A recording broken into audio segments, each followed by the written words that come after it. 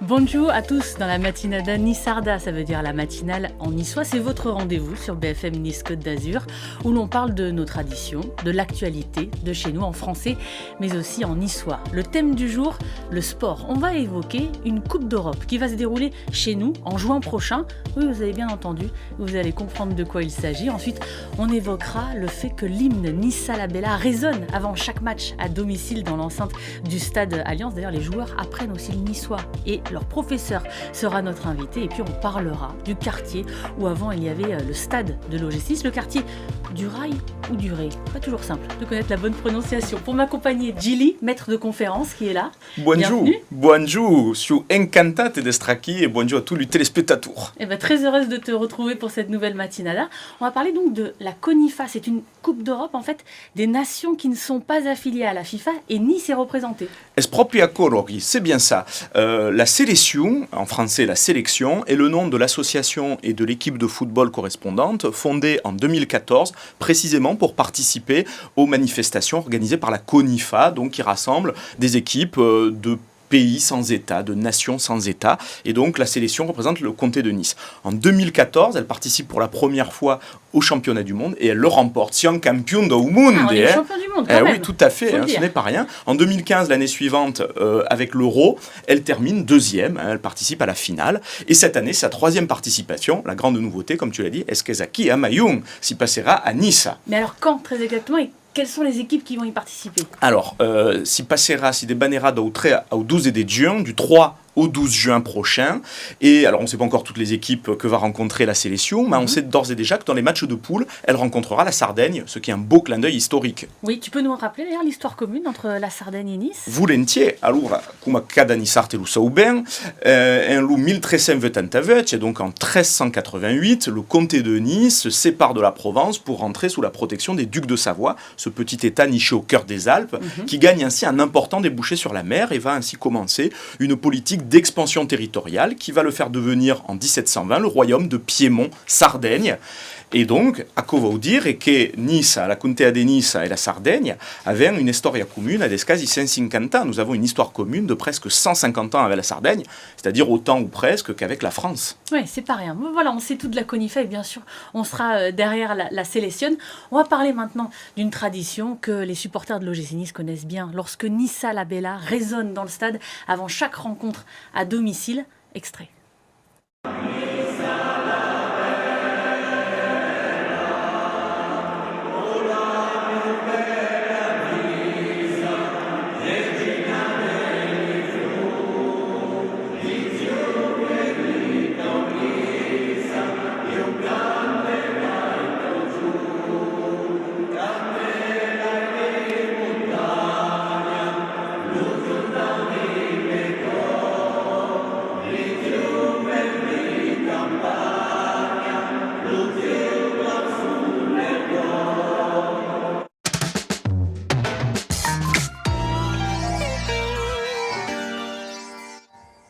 Avec l'arrivée en plus du Méfi sur la pelouse, c'est génial. Ça donne toujours un petit peu les frissons.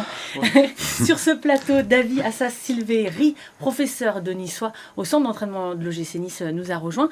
Avant, Gilly, je voudrais que tu reviennes un petit peu sur cet hymne Nissa la Bella. Pourquoi c'est si important pour nous? Parce que, comme tu l'as dit, c'est l'hymne Eslin et des Nissart. Et je crois que tous les Niçois de cœur, d'adoption ou qui sont nés ici le connaissent et frissonnent quand l'hymne retentit. C'est une chanson de Menica Rondelli. Je te laisse poser la première question à notre invité. Oui, mais ça y avant, on va te présenter. Je vais présenter notre invité qui est un homme orchestre de la culture et du patrimoine niçois. Il a fondé en 2016 la chaîne YouTube Culture à Vive avec Patricia Arnaud, où je vous engage à aller voir plein de vidéos qui parlent de notre culture et en langue. Et fin dalu caperedatur, le rédacteur en chef d'une toute nouvelle revue qui paraît tous les 2 mois et qui est intégralement en niçois, Lupeui Revengute. Donc le parvenu en français, et je vous engage à aller lire, c'est très drôle. Donc un niçois pure souche. Bonjour David. Alors, ça est la première demande, ma première question pour Terra sur le ballon et le gym, donc le football et la culture niçoise. Según tu, fa parte del patrimonio et le gym del patrimonio niçart, il fait partie du patrimoine niçois, l'OGC Nice? Sì, è proprio perché lo gym e lo ballon hanno una parte importante alla cultura nostra, donc soprattutto la ciurma do gym, ma fin da lo RAI, gli stadi che ha marcato la génération. Le club qui a une part très importante dans la culture pour tous les Niçois, et surtout avec le foot, puisque c'est la vitrine numéro 1 de la ville, et avec son stade qu'il ne faut pas oublier, qui fut l'Ourail, qui a été détruit en 2013, mais qui a eu une part importante, je pense, qui était un lieu de sociabilité. Oui. Et alors, d'expliquer au Canada, le gym multiplie l'initiative à permettre en avant la langue et la culture en Australie. Donc, depuis quelques années, le gym multiplie les initiatives pour mettre en avant la culture et la langue niçoise. Qu'est-ce fan? Ne peux expliquer un peu ce qu'ils font, donc? Ouais, écoute, d'expliquer à questa, il y a une course, perché la volontà do club de l'OGC Nice a di mettere una descoberta culturale per la gioventù do centre de formation, et à quoi il faut un partenariat avec l'association Niçartais per Toujours. Tu nous traduis? Bien sûr, avec grand plaisir.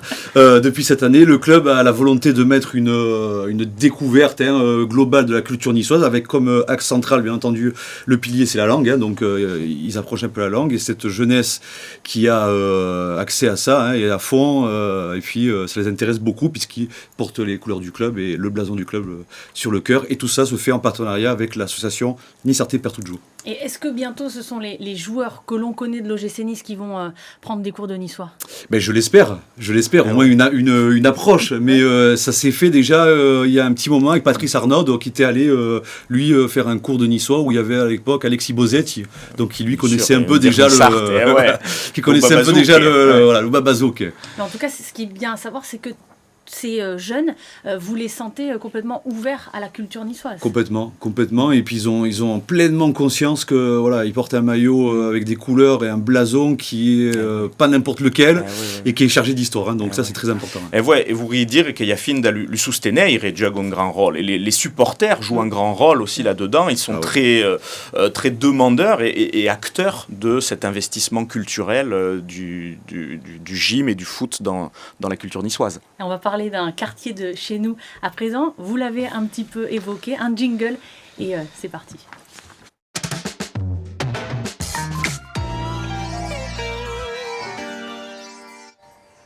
Le quartier où s'est situé le stade de l'OGC Nice de 1927 à 2013, qui s'appelle le quartier du Rail ou du Ré. Quel est votre avis, messieurs? Parce que c'est pas toujours simple de savoir. Gilles. Je me réserve. Je me réserve. On va voir dans quelques instants. David. On dirait l'Ourail.